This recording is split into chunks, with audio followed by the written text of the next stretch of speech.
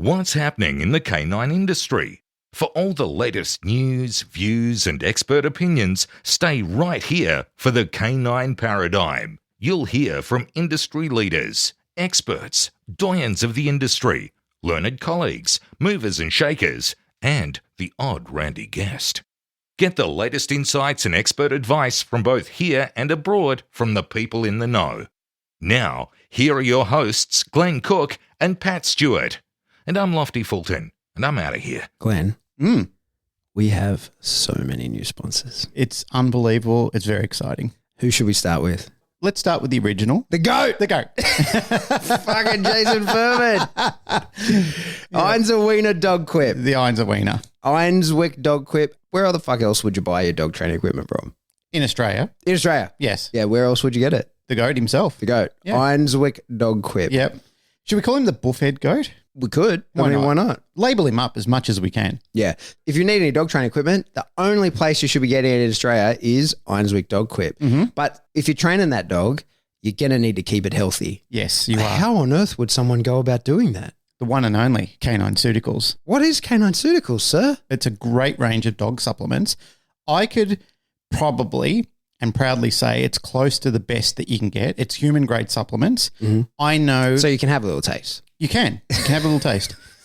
That's the best thing about training with Devon. I'm not going to officially endorse that, just in case someone does and they have a. No, but they should be able to, because it's human grade supplements. And knowing my wife and what a perfectionist she is, like Narelle would literally breathe into one of those little bags and have a hissy fit if it wasn't close to the best that she could possibly put out. Okay. You know when people hyperventilate and they've got to hold a paper bag to their mouth? She would do that. Okay. So I know it's great product. It's the word canine, not K and 9. Okay. Yep. CanineCeuticals.com.au. You know, one of the coolest things I think I've ever seen was many years ago when we were at the ICP conference and Colorado. horny George Kittredge showed us his prototype. He did. Dog box on the back of his motorbike. He did. And his motorbike got stolen the next day. Yes, it did. Yeah, that's right. It did. Fucking hell. Yeah.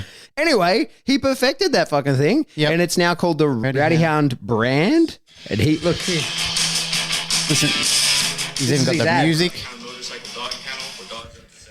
Rowdy Hound motorcycle dog kennel for dogs up to 70 pounds. It actually is cool as shit. It's like a cool dog box that goes on the back of your motorbike, seals up if you need to keep the dog in there, has a little pop open so his little cool head can stick out. It's the coolest thing I've ever seen. And we knew about it since concept. Like he told us about it on the way when he picked us up from the airport and drove us out to the conference. Yep. Told us all about it and he brought it to fruition. It's actually really cool to see that he got that to market. I love that kid. He's a good guy. Here it is. You can buy it. So if you have a motorcycle and a dog, Glenn. Rowdy Hound.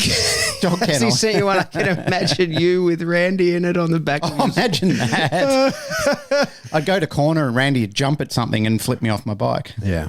What I think people should do is get themselves one of those if they're in America, if you ride motorcycles. Yeah. And then just drive on up to Canada. Yes. To Dancroft Canine. Absolutely. The best in the biz. Yeah. They're doing puppy training, dog training, merch. They've got equipment.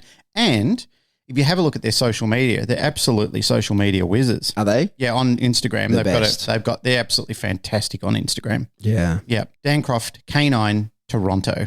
The best. The best. The best in the biz. So that's it, guys. 4 sponsors. We've got the GOAT, Canine Evolution, the Cool Dog Box, the Rowdy Hound Dog Box, and Dancroft Canine. Thank you very much, guys, for sponsoring the show. And if you appreciate the show, appreciate those guys. Yeah, don't skip the ads, guys. Listen to them every single time. Yeah. Like and subscribe. Yeah. Check them out. Yeah. Help them out. Small businesses, and we should support our own anyway. Yeah, and we're going to record this ad every week. And there'll be very minor differences, and it's up to you to tell us what those differences are. It's a test. There's a test at the end of it. There's a test at the end of the show. Make sure you study.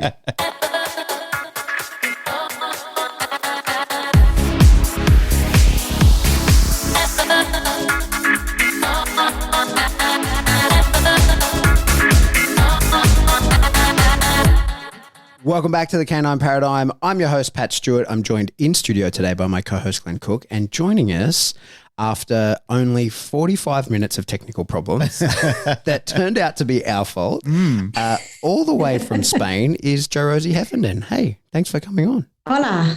Hola. How are you doing? Hey, Rosie, friend of the show, second time on. Good to see you.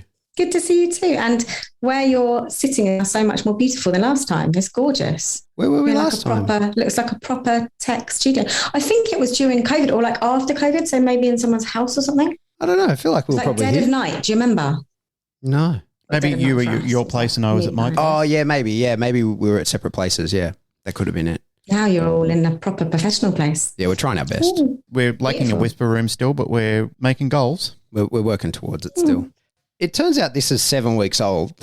But over the last 7 weeks, we asked for topics and we asked for people to hit us with them, and we've been working our way through them. And last episode, we got up to a comment. We perfectly answered Liam's stuff about suppression, and we're ready to move on from that again. So if we got to you and you said, if you two were signing off, and you use the quotation marks, the dog trainers of tomorrow, what would be the bare minimum required to be able to call yourself a trainer? And then you've got in brackets, experience / knowledge, skills, etc. And so I was excited to get to that, and I'm glad that we didn't actually answer it in the last episode, because I have this new thing and I'm trying it out where when I haven't really thought about something and I don't hold a firm opinion about it, I just try not to voice it. I just if I haven't thought about something and new information, surface level information would change my opinion, then I just don't voice the opinion that I have because it's probably shit. And that's kind of what happened here, because I can definitely learn from that. Yeah, I think more people should try it. But they don't. That's the entertaining thing. You don't know, so just quiet. Yeah, it's taken me 39 years to figure it out, but I'm here now. So we thought, hey, why not get Joe on? Because let's hash this out together. I don't know if you've thought about this. I don't know how much you've thought about it, Glenn, but I thought you guys can help me form my opinion of it. Well, I have thought about it because I teach it on a regular basis on a Cert 3 course. Okay, well, that sort of tells us a little bit that you think that the things that you teach should be the bare minimum for everybody? If I'm going to kick this off, and I don't want to monopolize too much time because we brought Joe Rosie on the show to talk as well. So I'm just going to quickly say that it depends on what you want to do. Like if you want to be a sports person, then it's not enough because it doesn't tie into what a lot of the sports clubs demand. They have different demands and they have a higher tier expectation of what's required from you. However, you can go into a sports training club and speak to people who have no idea what operant conditioning is. Like you can ask them the question, what's operant conditioning? And they'll stare at you with a blank look. I like people to have learning theory as a bare minimum. If I'm going to sign people off to become a dog trainer, I like them to have a sound knowledge of learning theory. But again, I'm not going to monopolize. Joe, I'd like to hand it over to you to hear your thoughts on this. I think it's a really, really difficult question to answer. And actually, a little story is 2 years ago, maybe 3, I was asked to join a little panel of dog trainers in the government in the UK and go up to the government buildings and give my opinion on it alongside Victoria Stilwell and a bunch of others about regulation. And they asked us 2 main questions. One of the questions was, should there be a minimum benchmark? And the other one was, should there be one body that decides that minimum benchmark? And it was incredibly controversial. And I'm a person of study. I can't answer a question without kind of going and having a look at maybe what other industries have done, as well as what the possible solution is, rather than just going, yes, we should do that. And in that kind of exploration, I realized just how complex that question is. Because first off, you have to go, well, is there a problem? If we don't have a minimum benchmark, does that cause us any problems? And one of the first kind of big things I stumbled upon was we don't really know, because nowhere in the world actually collects any data on it.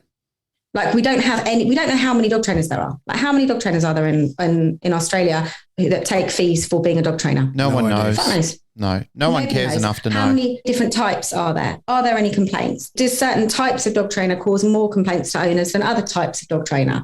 We don't know any of that stuff. And so it's really difficult to know. What we do know is that dog bites all over the world are on the rise. And what we do know is that relinquishments of dogs is on the rise. And we know that pet ownership is on the rise. So for me, that makes me go, maybe something has to change in order to either maintain that number or reduce it. And dog training seems to be the logical answer to a lot of that.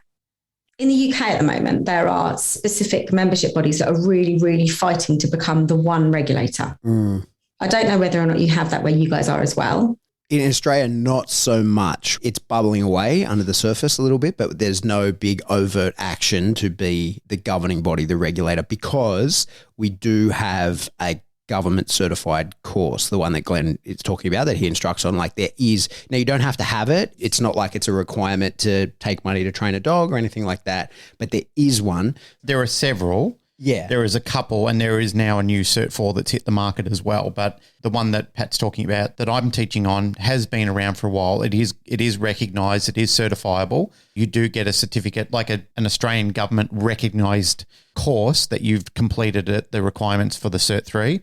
Now there is a Cert 4 that's just hit the market, and I believe at some stage there is going to be a diploma level coming out. So they're there and they're available. And do you see a difference? And in Australia, is there a respected difference between someone who gets their Cert 3 as a trainer and somebody who wants to be a behaviourist? And are they expected to do, if you're working with abnormal behaviour or with particularly intense behaviour or whatever, behaviourist stuff, is there considered a difference? So it's interesting, right? So there's veterinary behaviouralists, and that's really it. There's lots of people who call themselves behaviouralists, and they have no qualifications. Now, some of them might have done many and various courses, and some of them watch the Cesar Millan box set. and so that word is not regulated, so anyone can use it. And very often people, in my experience, and I want to choose my words carefully, that is usually a giveaway that someone is actually not very well educated when they call themselves a behaviouralist in Australia. That's not always the case, but if you call yourself a behaviouralist and you don't have letters after your name, then chances are you probably are not very well educated or part of the community. Like you're probably not in one of the many and various professional organisations, because most people tend not to call themselves that. They call themselves trainers. It's marketing. Yeah, it is. It's marketing. It's marketing. It's like people who call themselves a dog whisperer. I have my own thoughts and feelings about people who call themselves a dog whisperer. There's various other titles that are self-proclaimed that people give themselves as well, that I hear it automatically, it's like when you suck a lemon, you pull the same sort of face. Those sort of feelings and emotions are invoked every time I hear these self-proclaimed titles being given. It really comes down to competitiveness and marketing, and I think to a degree of what Pat said, it's a lack of education sometimes, and it just sounds good and it rolls off the tongue. And people say, well, the guy next door calls himself one, so if you can't beat him, join him. I'm going to call myself one too. Yeah, and to the people writing my name on the wall in lipstick and getting ready to fucking come get me because they call themselves a behaviouralist, I'm talking generally. There are some fantastic dog trainers and their business has behaviouralists written in it and, no big deal, whatever. But for the most part, that's kind of the case. Yeah. The way that I see it is that there's that problem. So there's two extreme problems with the current state of affairs, which is that you've got problem number one, which is that Jane down the road has a Cocker Spaniel that's really well behaved, and she looks at everybody else's dogs and she says, well, they're really badly behaved and therefore I can clearly train a dog and they can't, and I'm going to start. And the first person that comes to her to ask for help is someone whose dog's biting people. And she says, right, well, I'm a behaviourist, I can do this. So someone who has nothing, there's nothing that stops that from happening.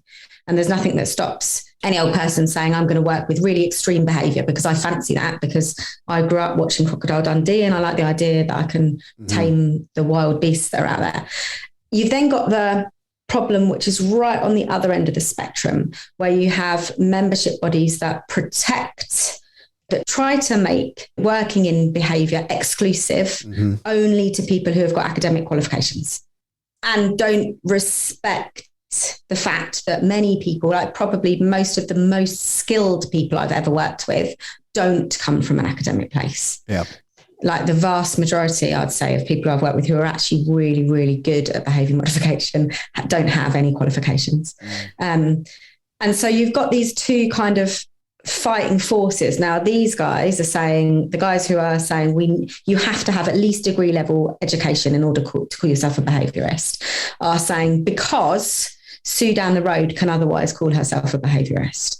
But then you've got people who are not Sue down the road, who are people who have been doing it for a very long time, perhaps, or people who are just really talented and very skilled and have gone out and got a lot of experience, who are saying, well, no, I don't need that degree. In fact, most of the people that I've worked with who have got the letters after the name don't know what the fuck they're doing when the dog actually comes out. Mm-hmm. And they can't touch the dog. And it seems to be these really fighting forces. And for Joe Public, they don't really care about the membership bodies. They don't really care about what certification or accreditations or courses you've done. They just want someone who's skilled and able to do the job. And it appears almost impossible to know without a personal recommendation who is going to be able to do the job. That reminds me of a story, Jo Rosie, of a book author who is very well known. I'm not going to name them because they might not want to be named, but they wrote 3 manuals of very well acclaimed and very scientific related data on how to train a dog. When they originally wrote the first manual and put it out for peer review at a very well established university, the dean of the university and the board that was involved in doing reviews on literature came back to the author and said, we're having trouble peer reviewing this because this current data doesn't exist. And this person isn't a scientist themselves. But what they were capable of doing, which a lot of people are capable of doing, which reinforces along the lines of what you're talking about before, even if you don't have the piece of paper with the rubber stamp on it that says you went to our university and attended our lectures and we deem you satisfactory under our regulatory requirements, it doesn't mean that you're incapable of educating yourself, of having access to exactly the same material and knowledge that these people have and not having that piece of A4 paper with the rubber stamp on it. You can be academically brilliant and still not have any desire, want, or need, or even the availability to attend university and still have the sound knowledge, the academic and the pragmatic requirements to still have the output that that person is capable of doing. So you can have person A who is university graduated and recognised, person B who is not, but still understands exactly what it is and can debate that person and even in some cases surpass them on industry knowledge that they know about and field knowledge that they've practiced in and run rings around that person. The reason I know that is because I've seen people do it before. I've seen people in situations where they don't hold the academic requirements, yet still they could stand in a court of law and argue case in point because they know it. If the court asked them, sir, are you university experienced? Like, do you hold a degree in this? They would obviously have to answer no, but the court couldn't recognize that they don't know what they're talking about because they do.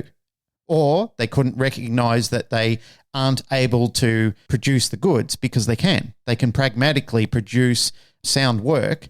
And even in some cases, as I've said before, they can well and truly surpass the person with the university certificate. When I say this, I don't want people out there who have bachelor's, master's, PhDs to be listening to this and thinking that I'm disrespecting them because I am not. I have nothing but reverence and respect for people who have done that work. Even in the limited work that I've got, I mean, I've got a diploma in small business management. I've got Cert 4s in training and assessing, which they're hard, but there's people who have done extremely hard work in business management, like I've said, master's degrees, PhDs, all the relevant credibility in their field. It's fucking hard. Like, it's terribly hard work. Yet, I have to say, and to counter this again, and I hope it doesn't sound like I'm contradicting it, but I've also seen people who have a very low ability in schooling. They've probably attended mid-range high school, yet when you go out and watch that person pragmatically work with horses or dogs or something like that, they are an unregistered scientist in their field, like they're an expert. And people can't even come close to them. They're absolutely brilliant when you see them work. There's no denying it. They can produce the goods time after time after time. Science is observable, and when you can observe somebody doing it, there's the science for you.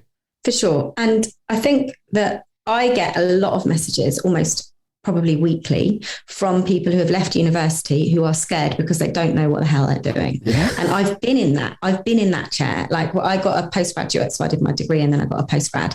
And then I came out and I thought, right, I can train dogs now. I can do animal behavior. That's what I've learned to do. And then I stepped out into the rescue centre that I was working with and went, now what the hell do I do? Yeah. Like, I don't know how to do it. I can tell you the theory behind why the animal is doing it. And I can tell you all the different things that is going on underneath, but I don't really know how to change that. And I'm getting it's mainly girls, a lot of girls who are coming to me at the moment and going, I've just finished uni. What do I do now? Because I'm scared, because I feel like I've got to set up on my own. I don't have a clue. I don't know where to start. And then on the other hand, you've got people who haven't gone to university and who have instead like shadowed people and gone that route, who are really proficient and have got super skills. And I kind of feel like on top of that, the industry has started to cash cow on those two groups. So you've got the groups who are saying, right, you have to have these academic exam-based, usually, certifications in order to be in our club. Right. Most of those membership bodies have fingers in the pies of the courses that they say that they have to be able to do. Of course. And then that you pay a membership and you're part of this exclusive group. Anybody who doesn't have these qualifications shouldn't be calling themselves, according to these groups, shouldn't be calling themselves a behaviourist. They're lowly. These are the ones that you want to look out for. Now, certainly, again, I'm talking about the UK specifically because it's the industry that I know best. But certainly in the UK at the moment, the veterinary organisations and the charities are massively supportive of that group of people. So the charities are saying, we will only employ people who have got these certifications, and we will only suggest to our people who have taken dogs from us, people who have got this. Same with the veterinary associations, to the point where the ABTC, which is like the major one in the UK, is actually trying to pass a veterinary bill whereby behaviourists become paraprofessionals underneath vets and can only get work through vets, and vets will only suggest people who have got this level of qualification, examination-based academic qualification, will only refer to those people. Legally, they'll have to only refer to those people. It's also worth mentioning, because it was something that came up when I went to Parliament, that all of those organisations only support novel use. So the academics only teach. So in all of the universities across the UK, I don't know what it's like over where you are, they will only support positive reinforcement-based training. And in fact, one student came to me last week and she said, I tried to discuss punishment with my lecturer, and she said, we don't talk about punishment on this course. Yeah. So I do want to talk more about that piece, but something I just want to sort of unpack a little bit about what you just said is I think that a lot of the big issues that we face in our industry is financially driven. You know, if you get two kids out of school, two 18-year-olds, and they both want to be dog trainers, and one wants to just go pick up dog shit in a kennel and get their hands on dogs, and the other one wants to go to university, 7 years later, like that's probably what you did at uni, 7 years to get your... Yeah, I did 3, 4, 5 years. 5 years. Okay, so 5 years later, one of them's got hundreds and hundreds of dogs under the belt, has been bitten, has probably made a ton of money in that time as well, but has a lot of experience, and, you know, assuming they're similar quality people, is very good on the tools. And the other one, 5 years later, knows a ton and can recite a bunch of cool stuff and can read a paper and probably conduct a study, but is not going to hold a candle to the other in regards to ability to train pragmatic a dog. side. But what I'll say to the kid that went to university is, when we see a problem with a dog, the person that's had their hands on it is probably going to say, I know how to fix this. It's easy to do, blah, blah, blah, and it's done. But then when they get asked, is this normal parrot behavior, or has this parrot got a neurological problem? The dog trainer person is going to say, well, how the fuck would I know? And the one that went to university is going to have a skill set to deal with that. And so that's one of the things I think that's interesting, is that we talk about behavioralists, but to my knowledge, I don't know anywhere that teaches like dog behaviorism, right? So like where you can go and just learn to be a dog trainer for 5 years. I don't know of anywhere that does that, because it's all animal training stuff, right? And so I feel like there's a lot of information that's kind of wasted, right? So in the same way you that... can specialise. So I specialised in canine and feline. So you can go, I just want to do bit like domestic pets, or you can say, I just want to do exotics. Okay. So that you do specify, but it is lecture hall stuff mainly. Of the 5 years, how much of it is just pointed at cats and dogs? Probably 1 year for me, right, because I did 3 years in human psychology first, applied psychology. What is your degree, Jo? My degree is in applied psychology with a specialism in zoology. And then I did a postgraduate in canine and feline behaviour. Very cool. So cool. But here's the thing. So this is where I'm going with it. But it doesn't teach me to train dogs, right? Yeah, it's really cool. It's really cool. And I can read the shit out of science papers, as you know. Like I'll eat them up for breakfast, no problems. And I can conduct a study happily tomorrow. And that does help me to some extent in behaviour cases. So, for example, my friend Corinne came to me yesterday and she said, I've got a client with a flyball client with a dog. It's just had its eye taken out and it's turning the wrong way on the stand now when it's hitting the box. And I said, has anything else changed? And she said, yeah, they've changed the equipment. And I was like, at the same time. So immediately my science brain goes, oh, 2 variables simultaneously. That's rubbish. You need to put one of the variables back. And because that's the only way that you'll be able to test which one it is. Someone who's been doing flyball for a really long time or sports training would probably pick that up as well. Definitely doing the science stuff does help you look at like standardization and how you can test behavior for sure, but it did not train me how to train dogs at all. Yeah. Like I came out, I took on my pit bull. It was a baptism of fire. I had to rip up every book I'd read if he didn't rip them up and rewrite it all in my head because half of what I learned just was not applicable. Yeah. So I do want to get to that. But the other part that I wanted to say, which is where I was headed before, is that the problem we face is that the kid that didn't go to uni is good on the tools. He can train dogs. And the market would dictate that he will be busier and he will make more money. But because he didn't pay to the organizations for his education, he's not in the cool guy club.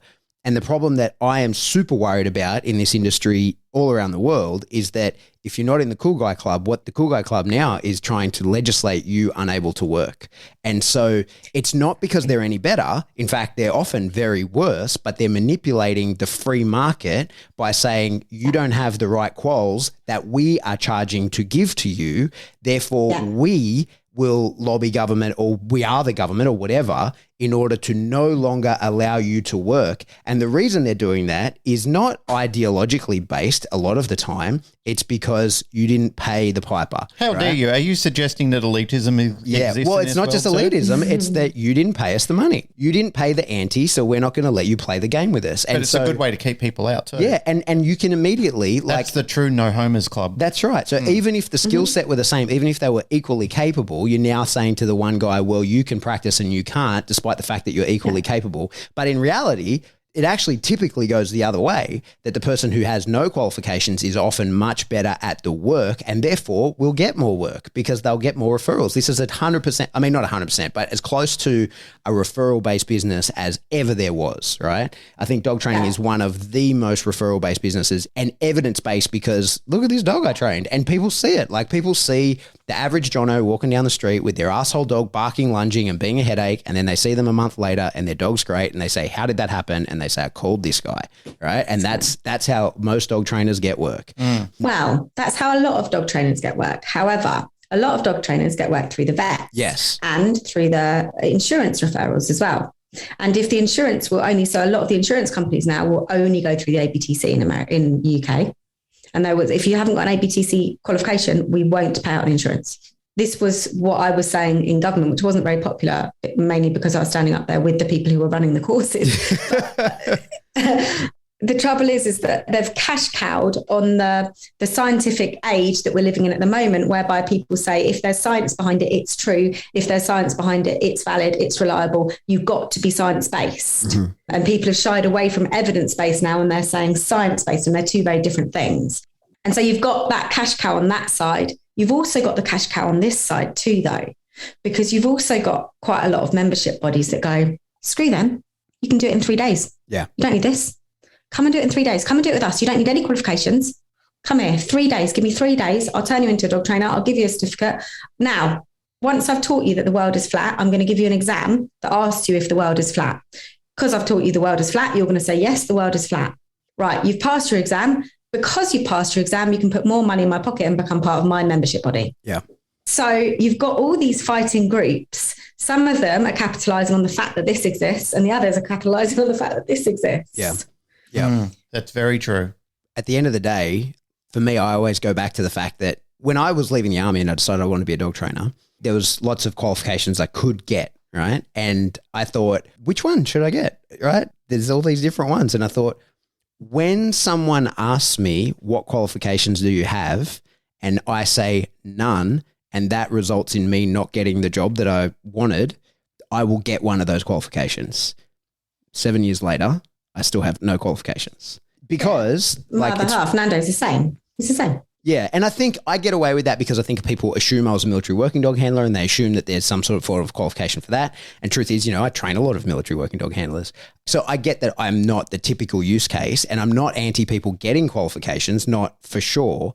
But I think that it can be overstated, and I think that very regularly you're buying into someone's dogma rather than a good education. And that's not always the case because I'm sitting here next to the instructor of a course that I don't think has any dogma. I think that there is, it's just, hey, this is dog training. This is a good minimum standard of things that you should know, and away you go into the world.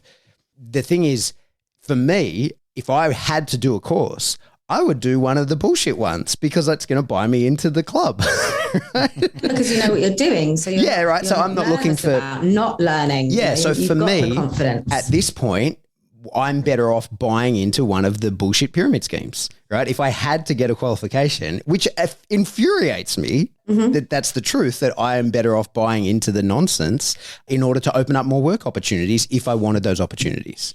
Well, the NDTF course doesn't, as you said, Pat, it doesn't expose people that you have to be a part of a membership body after that. This goes along the lines of what you were talking about before, Joe, Rosie, and Pat, you were touching on it before, but it goes along the lines of the best experience is in the field, and it's a lot of it. And it's just trial and error. It's making mistakes because they're going to be some of your best teachers. And primarily that's what we focus on in telling people is that the best way to get involved in this and the best way to get truly qualified is get your hands dirty. And that's the only way you're going to get qualified in the dog training market is you have to go out there and train dogs. You can know as much theory as you want. And as you said, you can be an ill-prepared person that comes out of a bubble. And a lot of universities, my wife is, she's been involved in a lot of university work over years. It's a bubble. It protects you. It makes you feel warm and cuddly, and you've got a team that you can be coddled with. And I say that respectfully. I'm not disrespecting people. So if anyone out there is getting upset, I'm not disrespecting you. But it does keep you in a community. But when you leave that community, you're unplugged from the matrix in a way, because all of a sudden the world basically says to you, you've got qualifications, but you're not experienced. You don't know what to do. I mean, there's a ton of people who are still flipping burgers who've got some really fancy qualifications because they're still scared to try out and go out there and get their hands dirty.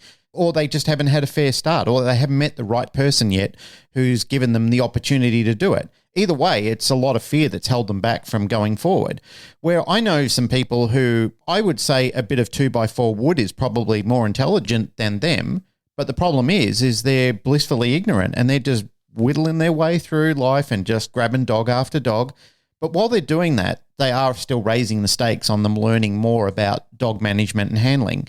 And I've met some people that I would be scared to give them a dog personally and wouldn't do it because I'm just nervous about their management skills and them handling dogs. Yet I've seen them years later and that same person has become somewhat competent because they've just done a lot of trial and error. Now, it sucks to be the people and the dogs that went through their error period. I acknowledge that because, again, I wouldn't acknowledge their early work. However, at some stage, they reached a level of competency where it can't be denied anymore because now they've had field experience. That is an anomaly that actually happens. I've seen it happen before, and it's a weird thing because they're people that at the start you would write them off and say, they're not good at this job. I wouldn't endorse them. But at some stage, and I'm not talking about everybody because there are others that exist outside that field as well who they hit rock bottom and then they go and get dynamite to blow the base out of it to keep going. But there are those other ones that they do get experience and they do become reasonably good. And some of them are actually quite good. They're quite competent. I've definitely seen the same. There's definitely been people that have come on and I've been like, this is dangerous. Me giving you a dog's going to be dangerous. You're going to get bitten. Like you don't have the skills, you don't have the knowledge, you're not able to read this dog. And I've seen them 3 or 4 years later, having put some money in, usually put some money into some decent CPD, and they've come back and I'm like, oh, fair fucks. Like this is, you're actually looking all right now. Like your mechanical skills are decent enough that you can handle these situations that you definitely couldn't have done before. So I guess the thing is that as public, how do you know which to get? Like, how do you know which dog trainer is the right one? You don't want to do trial and error on your dog. See, that's the thing, is public victims of marketing. That's where the public are often driven wrong. I mean, there's 3 people involved in this conversation who have all had people that have been referred to them after their 3rd or 4th person, because they've bounced around in life, if we're lucky to actually get them at the tail end of it, where a big flashy ad has drawn them in. Mm-hmm. There's an old saying, all that glitters isn't gold, but the problem is it glitters and it attracts eyes, and we're attracted to stimuli, and people who are clever at marketing may not be great at actually physically training, but they do know how to drag that person in, and they've got their first round of money. It might be an okay experience or might be even a bad experience, but they got the money. Some people who are happy with that, they don't have high morals and they don't really care. They got your money. Yeah. They brought you in, and really they did what they said that they were going to do. Yeah. And that's the unwitting public. And there's people out there who they don't know what they don't know. Their first experience with this person is, well, this is dog training. I'm not really happy about it, but this is dog training.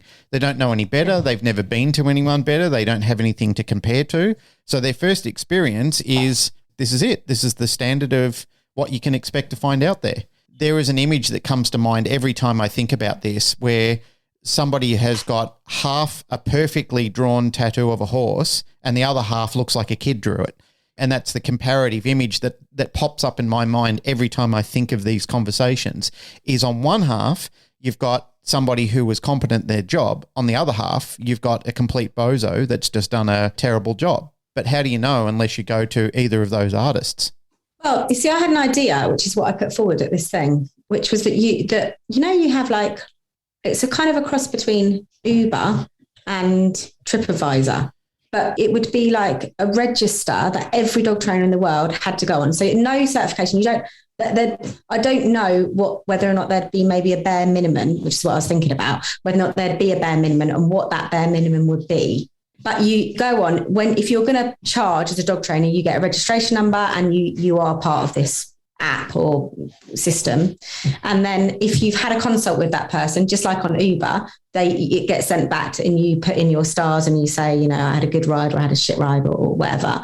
But also there's a transparent part whereby you can say, I've done this certification and this course. And then as soon as that person says, I don't know, like I've done a School of Canine Science course, then we get pinged an email and we go, oh, did that person do it yet? And then we sign it off. And so you can see all the CPD, and all the CPD that you do, you have three areas. You have experience, like the same way in TripAdvisor, you have like price, like how nice it is, all that jazz. You'd have like experience, theory-based knowledge and practical knowledge.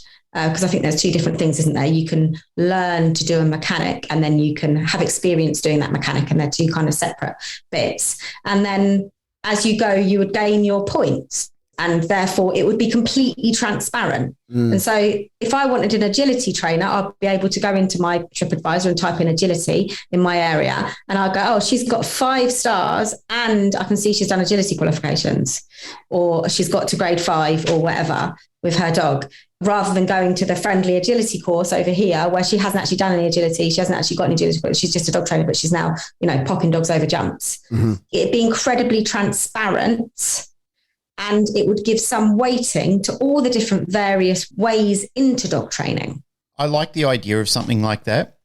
It definitely has merit, but it's also open to being corrupted as well. If I went on there and, let's say, for example, I was motivated to find 100 people to put up a nice rating for me and say something nice, automatically I've got this brilliant score for doing nothing. They're the problems. I mean, there are businesses. For sure. There is a kennel local to us that literally opened, and they've got reviews on there that says these people have been the best in the business for 5 years. Yeah. And they opened 2 months ago. Well, I mean, we get spam with that on the podcast email. We get all those like buy reviews, and they're cheap too. Oh yeah. Like for a couple of $100, you can buy thousands of reviews. That's why we have so many good reviews. I guess if the website was somehow like government led or government run, or what I like the idea is that just like, you pay through Uber and you have to pay, and then it sends you the ability to do the review. Yeah. I kind of like that idea that you'd pay on the system. And so I've paid on the system, and then I get sent the ability to write the review until I've had that Uber ride and I've paid on the system and it's tracked that I've done it. I can't write a review on Uber. I can't go and write a fake review on Uber. Yeah. I think, which is like, I like the idea a lot. I don't know. No, I like the idea a lot. I think there's like some real technical things that would have to be worked through in regards to that, like proof that you were a real customer. And of course, there's the odd person that you and them don't gel. They don't do what you ask them to do. They're a bad client. They give you a bad review. Like that's of course going to happen, but that's got to be par for the course. But I think that's really good if there was some way of like governing it. Yeah, and I mean, man, you can move $1 billion in Bitcoin. You know what I mean? Like via some kind of blockchain, they can do that, right? Like you can have a way of certifying that you were a real customer and that a real transaction actually took place between you and this person.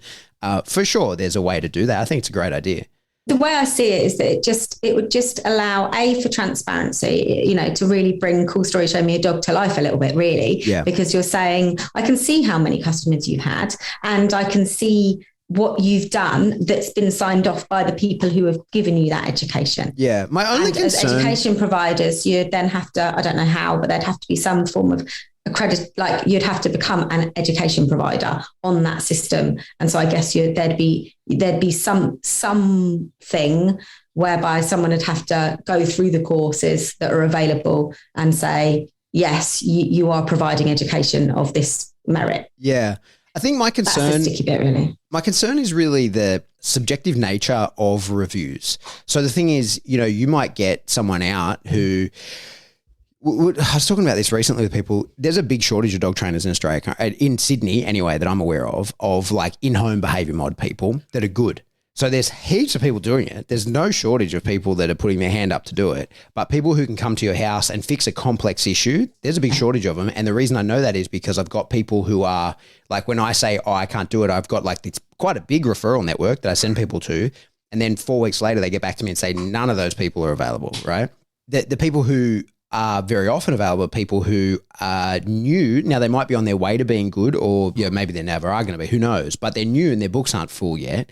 And I think as well, it's the people who are happy to fill their books beyond what is probably reasonable as a trainer. Like as a trainer, especially if I'm dealing in complex aggression stuff, I can only handle probably 4 or 5 of those. That's too many in my brain to be keeping track of where the dogs are. And it's a 24-hour job because when people have a success with their dog, they're going to want to tell you. And when the dog blows up at someone, they're going to want to get advice immediately on the spot. And so if you're doing that in-home behavior stuff where you're holding someone's hand through the rehabilitation of their dog, you're very limited in how many customers you can have. And it's one of the reasons why like it's a tricky business model because sort of ethically you can only charge those people so much. You can really cap yourself when making so much money so quickly. But what there are is people who are like, nah, I'll fix that in an hour. Like I can shut that dog down in an hour. I could do that, right? And it's true, they can. They can shut that dog down in an hour. And so I can do 10 of them a day, right? Boom, boom, boom. Give me another 10 the next day. And then there's also people who are like, no, we just throw food on the floor and but you have to come back every week and we throw food on the floor together and we never make any progress. But the problem is... I'll just give the dog a shit ton of meds and... Yeah, exactly, right? We're done. So the problem is some really terrible dog trainers across the full spectrum that you and I might look at and say, oh my God, we need to get you off the whole app. Like not only should you not be there, like this is a disaster, but they could get genuine, really good reviews by people who are, buying what they're selling. Who are just like, wow, fix my dog. We threw the fucking choke chain on the floor in front of the dog and we did that 500 times and now the dog doesn't do the thing anymore. Or like this is, my dog now is a zombie, walks around totally medicated out of his brain and all he ever did was bark at the door when people knocked, right? So like there are owners that don't need to be shown, they have no idea what's going on with their dog, that the tiniest little bit of knowledge they're amazed by and will give this amazing positive review. So I think that's a trick. Like it's tricky. It's a really difficult. Yeah, I agree. But even if you were to pull the reviews off that system, then you'd still have a transparent system that showed what that person had done and how long that person had done it for. Yeah.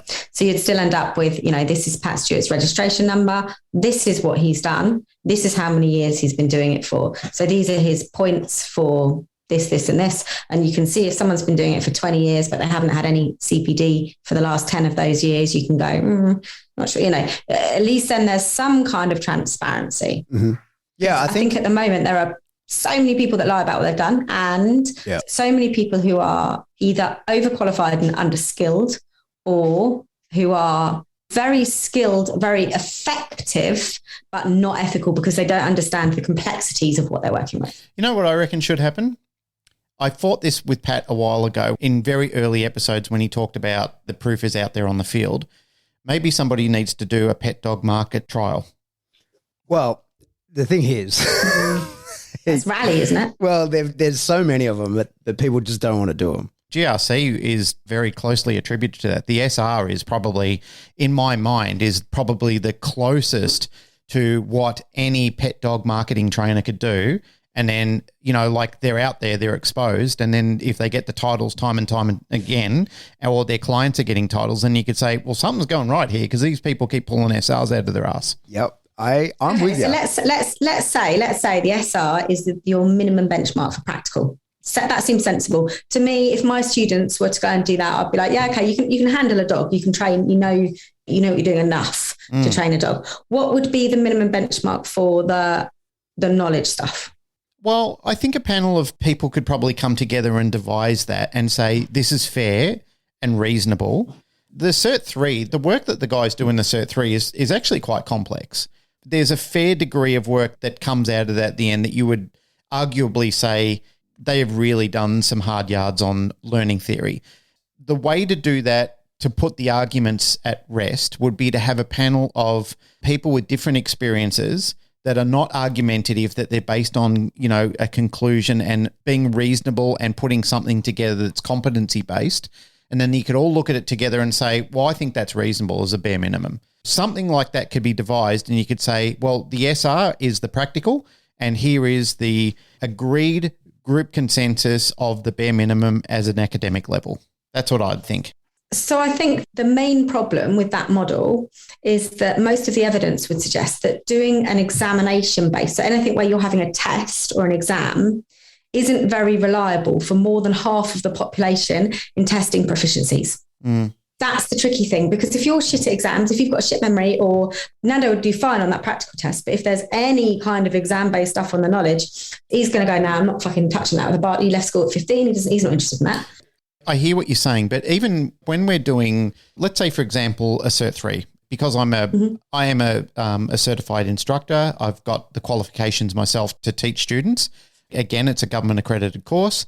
There are more than one ways to gain competency. There's different ways that people can present. Like I have students that have like a impairment and they can't. They're neurodivergent. And so exactly. They bring in information in different ways. Right. That isn't the same as the way that you've been set up to teach it to the majority. Exactly. So as an instructor for equity and fairness, I have to think about these sort of things and say, okay, if you're not able to show me this way, like you couldn't get up and write it down or you couldn't do it in front of a group of people, how could you communicate it to me so I can understand that you could prove to me that you know this knowledge?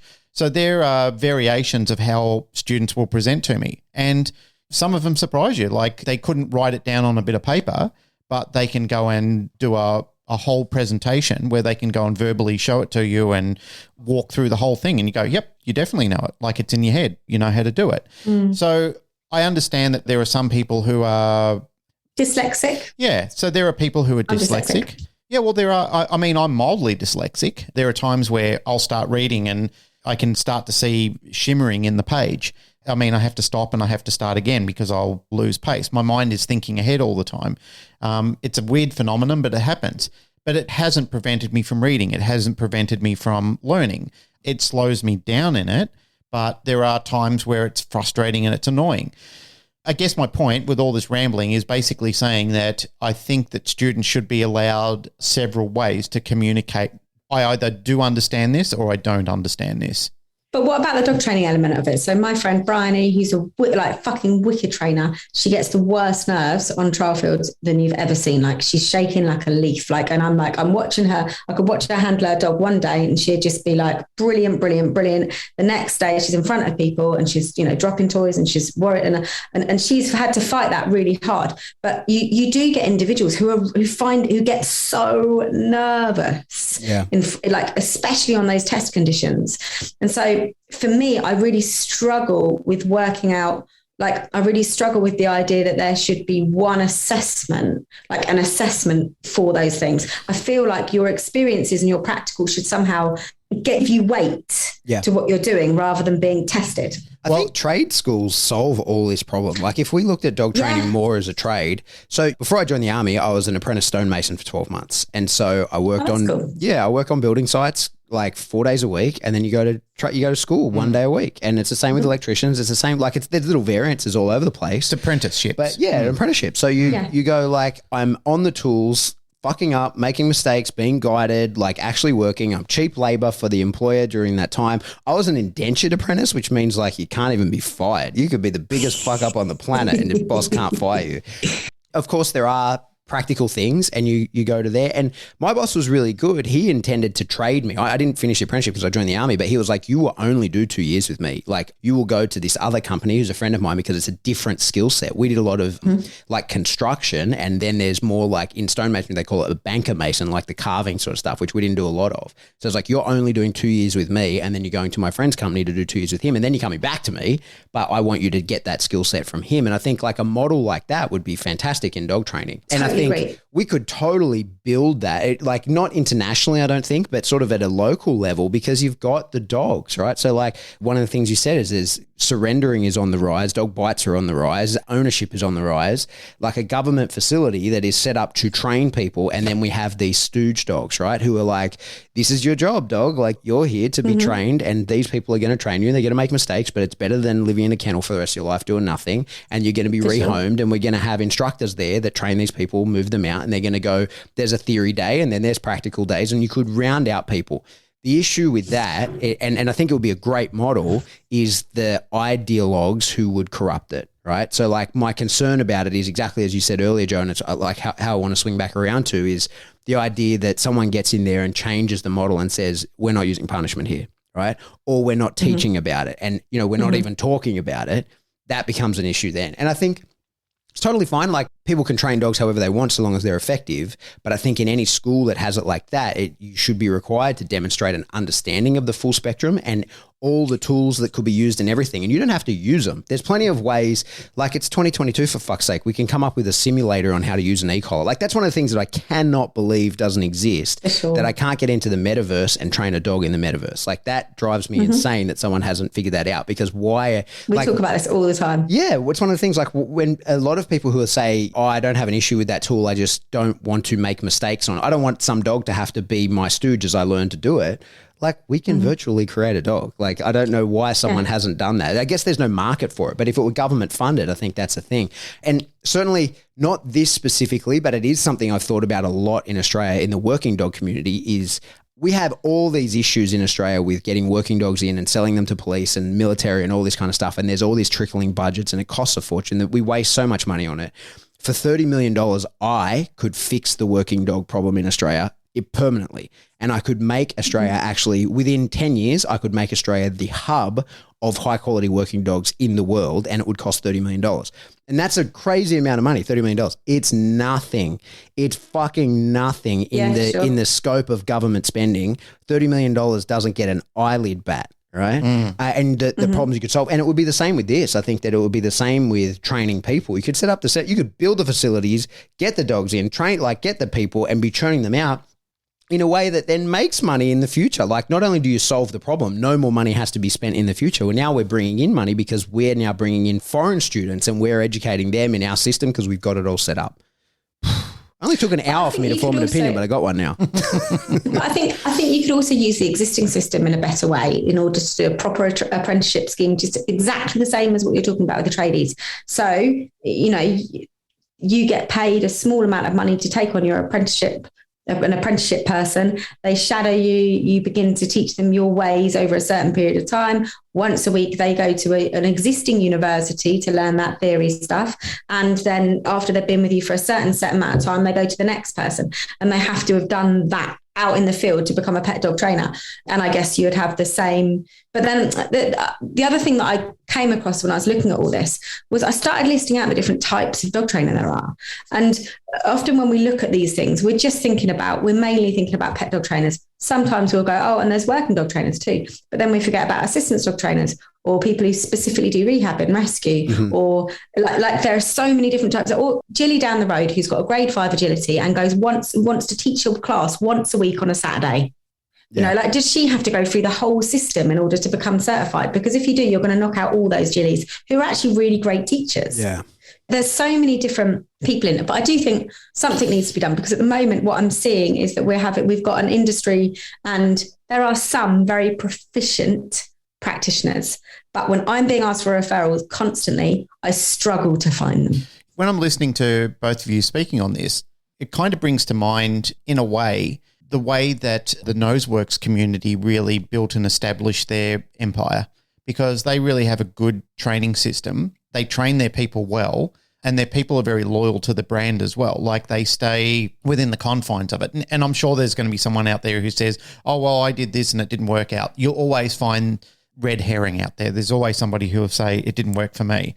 But generally speaking, when you look at the structure and the system that they've worked and how they've networked that out amongst the world, when you speak to the people around the world who have done the Noseworks course, they're all talking the same language. They're all saying the same thing. They're all producing really good attributes amongst people. Because I've looked at it and I've thought, well, this person is saying primarily what this person is saying, who's saying what this person is saying. I think they found the secret sauce that works really well with them, and they found that something that they've produced congruency in.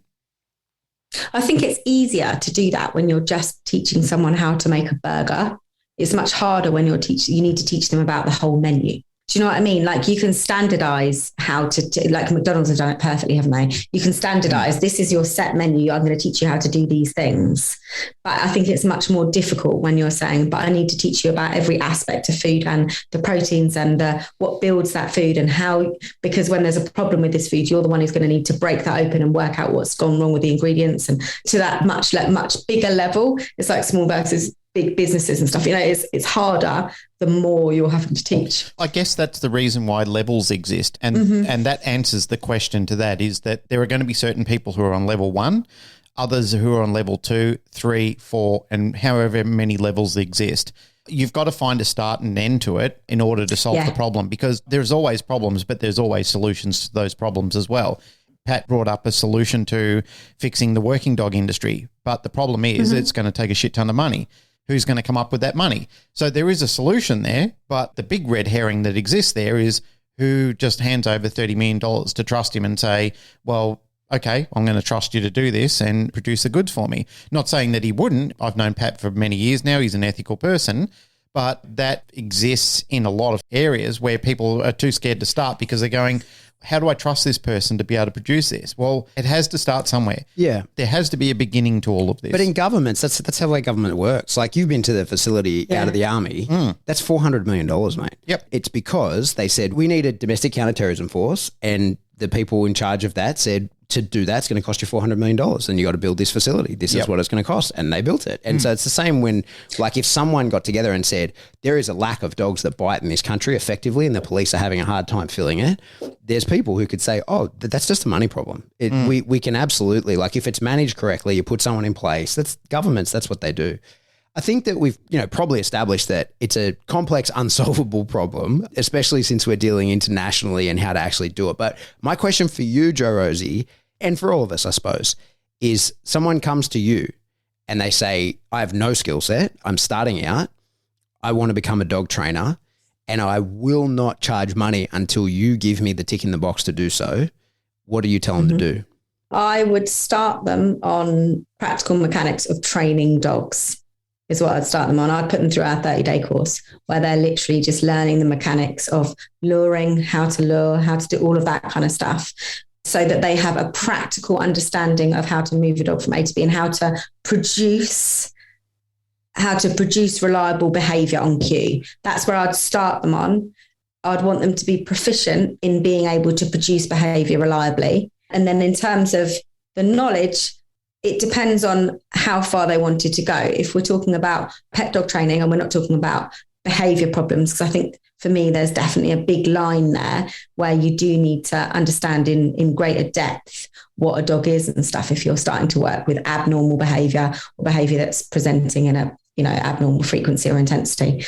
Then I think what I would do, so I've thought about this quite a lot. I think what I would do is I'd start them with one breed. And I'd say, what breed of dog do you want to work with first? Let's think of a popular one because it's going to make sense. Let's choose a cockapoo for argument's sake. Let's find you a foster cockapoo. I'm going to throw some foster cockapoos at you at home and you're going to be training them. And I'm going to start you on easy loose lead walking recall cases with cockapoos. And then once you're proficient in cockapoos, we'll change. Let's get a sight hound. When you start fostering sight hounds now, and we're going to do the same behaviors in sight hounds. And now, okay, let's get a shepherd in. Let's chuck a shepherd into the mix, see how you do with a shepherd.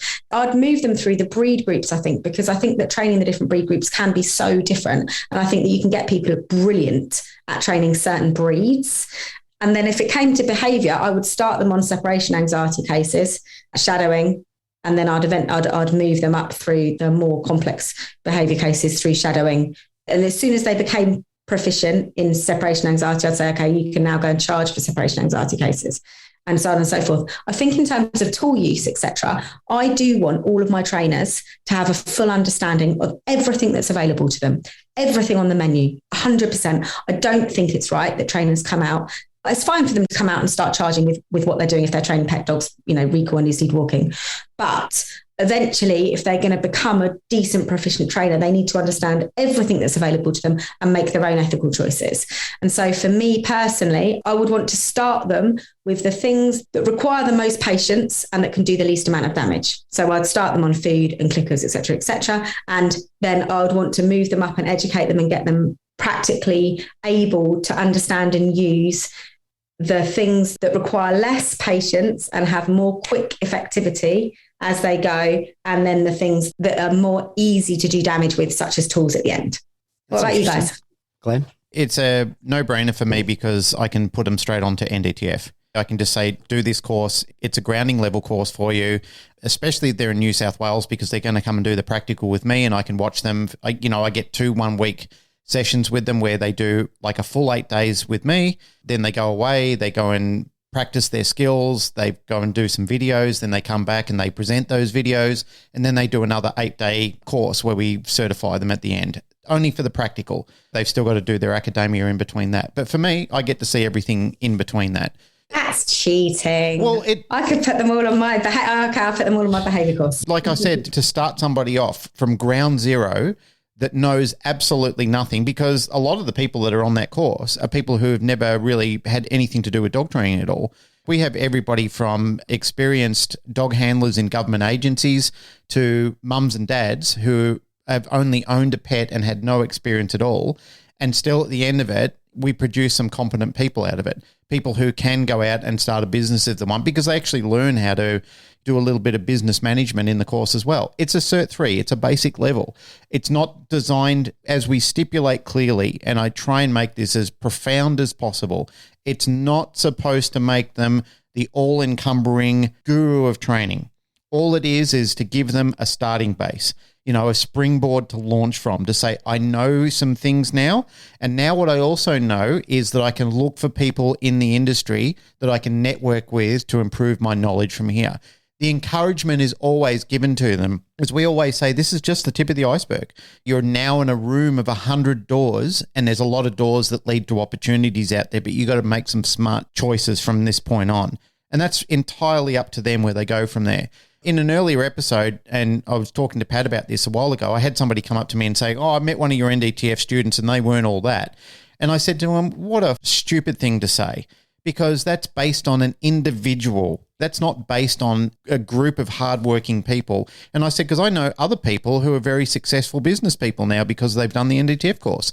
It's not because of that. It's because they've used their own proficiency to go out and seek the advice and seek mentoring with other people in the industry, to go out to seminars, to read books, to look at things that they've seen on YouTube, to go off and do online courses, which they've done. And they've turned themselves into a very experienced model of somebody who's very proficient at training dogs because they're hungry. There is possibly millions of people like that around the world who have done similar courses and had similar experiences. So that old chestnut of people coming up to you in the street and saying, I've met the person who's done, they might have done a course with Pat and not done well with it or not understood the concept of NAPOPO. That's not his fault. That's their fault. The one thing you can't teach is work ethic. And that's the most frustrating thing, isn't it? You can't teach someone to have work ethic. You can't teach them the motivation to get up and have a cold shower and go outside and eat healthy food and just live your life and grab hold of all the opportunities and train your dog. And you can't teach that bit. And I think a lot of people actually come and they want you to teach them that bit. They're like, I want to do that. I want to do what everyone else is doing. And I can't get it. And you're like, I can't give you that. I can give you knowledge. I can give you skills. I can give you the capability to feel good about what you're doing. I can't give you that. Well, that's something you can only give yourself. I enrolled in the course that you and Nando and Dean. Yeah, that's right. So I enrolled in that course and I'm, probably about a third of the way through it. And the information in there is great. I'd highly recommend it to anybody. But if I don't get that, is that a reflection on you, Dean and Nando, or is that a problem with me? You can only teach the information, can't you? It's not. Exactly. Like most people that are enrolled in the course that I've spoken to have all the same sort of feelings about it and achieving the same sort of outcomes. So everything that's available out there, it's outcomes based. As I've said to the people that work for me, if we have a means average and a large means average of students who don't get this is our fault. We've done something wrong. There was a time where there was a conflicting statement that we were saying between us and what was written in the manuals. And it was our fault. And the students at the end of it were parrot fashion saying what we told them to say. But it wasn't right in the manual. And I had to sit with the students and correct them and saying, I apologize, we got this wrong. This is on us. We're in between developing the new standard. We got confused about it and we've delivered the wrong one. The right thing to do is to do it like this. So we corrected it and fixed the problem, but we had to realize we created the issue. This is on us. But when the information is good and you've got like 90% of the students all saying the same thing and delivering the same processes and practically being able to demonstrate it, then you can say, well, what's been delivered is proficient. It's good material because students are actually able to pass it on and show examples of that, real world examples of it, of how it works. So that's probably how I look at any course or any processes that people are putting out there for people to learn by is what is the means average of the people who are coming out of the other end of this? When they go through the funneling system, what are you producing on the other side? Are they replicant of the material that you're trying to deliver? Like, do they look like they're showing a clear understanding of how to pragmatically doing that? And if you test them academically and say to them, if I was to ask you the difference between operant conditioning and Pavlovian conditioning, what are they? And they were able to give you a concise and relatable example. Yes. If they were able to do that, then you would say to them, the material's there. Any schooling or any university, that's the gradient system that they go on, is to basically look at the means average of the students, even the ones that are struggling a little bit, and to say, out of the other end of this, we're still producing goods. It's hard, isn't it, as well, though? Because, I know certainly, and I'm not going to mention names because I'll get in trouble, but I know some courses that don't teach the information correctly. And that's a struggle because who is checking that what you're teaching is correct? Like that was a real big one for us when we designed the Behaviour Bible. Like we made sure that when we did the genetics first, we got our Harvard geneticist to go through all of it with a fine tooth comb before we did it, from Darwin's dogs, and we got like Clive Wynne go through the cognition verse and all that. And it's amazing how many bits were picked up. And I was like, oh, okay. Oh, that's not how I was taught that. And they were like, yeah, everyone gets taught that bit incorrectly, but actually it's this. It's made me reflect as well on a lot of my education. And I'm like, so many people don't know what they're teaching is wrong. So what they're teaching, they're assuming is right. And then the students go and learn it right. And then, as you say, they become a mirror of that and they become verbatim.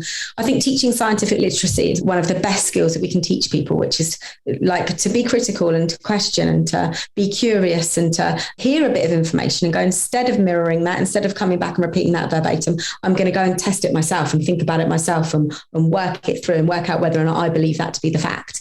I think as good teachers, that's got to be our biggest goal. My favourite thing in the world is when one of our students message me and they go, you said this thing, but I've been thinking about it and blah, blah, blah, blah, blah, blah, blah, blah. I'm like, yes, that's what I want. I want you to be hungry to pull apart the knowledge that even we're giving you and start really thinking about it. I agree with that. There's two things to take away from that. Is number one is peer reviewing any subject matter. I believe that that's essence to good outcomes. And I also believe that your students should never be fearful of questioning you, ever. Yeah, for sure. For sure. If you're producing students that are fearful to question you out of respect or that they feel that they're going to be ridiculed, then you're not a good teacher. For sure. I feel like we've covered it all, guys. We've really talked a lot about qualifications, where to get them, how to get them, what people should have. Our thoughts, our biases. Yeah. All of What the they above. might mean, what they might not mean. But I think what we sort of come to is it's tricky. It's complex. I think everybody has a different idea on what a dog trainer is. I think there's people probably even listening to us that are like, you three dickheads don't know anything about dog training, because dog training to me is some peculiar abstract thing that the three of us collectively know nothing about. So like, it's tricky, man. I think the crux of it is, if you're going out there and you're charging money for something, you need to feel confident that you're going to be able to produce the results in a way that is fair for the dog, and in a way that is fair for the owner, and in a way that is achievable if you're giving work back to that owner. And I think if you're doing those things, and if you have a level of education or practice, or hopefully education and practice, that you're able to do those things, then relax. And any legal regulation should ensure that those people are brought in with open arms. If this wasn't tricky and complex, the three of us wouldn't be talking about it right now, and people around the world wouldn't be listening. Yeah, that's true. For sure. Speaking of dog training education, where can people get some of that, Joe Rosie? People can get some of that at caninescience.online, where we do loads of different courses, right from the starter courses. The best one to start with would be the 30 days of canine science, which runs you through 30 days of different stuff that you can do with your dog to get really good practical mechanical skills and learn to produce reliable behavior, all the way through to our 3-year course, which is the Behavior Bible, which is the one that Glenn was talking about earlier and is degree equivalent in terms of depth. And runs you through year 1, which is the 7 lenses, which goes into the theory in absolute masses and masses and masses of depth, to year 2, which is much more about the business of dog training and much more about how to, assess dogs and take histories and how to read histories and how to analyze vet histories and all that kind of jazz, all the way through to year 3, which is all about behavior modification and actually getting out there and how to do it in the various different forms and touch on all the different ways in the toolbox, including the ways that we don't practically do ourselves. Wow, I didn't realize it was that in depth. 3 years, holy shit. I haven't finished it. I'm only very, very small way through it. It's been filmed well. They've put a lot of money and a lot of effort into the production of it. It's actually quite good. It's very impressive. Nice. Thanks very much. Well, thanks for doing it. It's always lovely chatting to you, boys. Likewise. Sure, I'll see you on Clubhouse. Yeah, no doubt. We'll be in there listening to people argue with each other over dumb For shit. sure. Oh, it's so heated. I love it. I love it. And good luck this weekend. Thank you. Yeah. Well, by the time this is out, it's all over. So I either passed or failed. I hope you've passed, but if not, then well done for getting on the field. Yeah, anyway. Thank you. All right. Hey, that's it for another episode of the Canine Paradigm. As always, if you like what you hear, please like, rate, share, subscribe. Do that through whatever subscription service you download us from, and then go to another one you don't even download us from and do it there too. If you want to support the show, the best way to do that is Patreon. A couple bucks a month gets you some really cool information in there, live streams, all that kind of jazz. You can give Whatever you want. $1,000 a month if you wanted to. Like if you're that kind of person, We won't complain. you could imagine if you did, right? How good would that be? Jesus. Pat's trying to work himself up to $30 million so he can solve Solve this working dog problem. working dog problem. Man, I got it mapped out. I got the whole plan. I just want a whisper room. I'd just be happy with a whisper room. Yeah, we get one of those for 30 million. My standards aren't that high. One of my kennels will have a whisper room in it. Cool. Okay. Buy t-shirts. Fucking hell. They're awesome. Get into spring and get yourself a Canine Paradigm t-shirt. Some of the coolest merch, frankly, that I've ever seen. Cool story. Show me your dog. Yeah, you get that one. Yep. In many and various forms. Tapestries. What house shouldn't have a tapestry? Yeah, wall tapestry, of course. Absolutely. If you want to get in contact with us, the best way to do that is jump into our Facebook group. I just realized there's nearly 8,000 people in there. That's outrageous. And we are hitting the waves on Instagram at the moment. We're nearly 9,000 people. Oh, my God. Yeah. We're Instagram famous. We're Instagram famous. Have you thought about shaking your ass on there? Would that, do you think that would... I'm trying to get people, not get them away. All right, so follow us on all the social medias and shoot us an email. We are info@thecanineparadigm.com. Goodbye.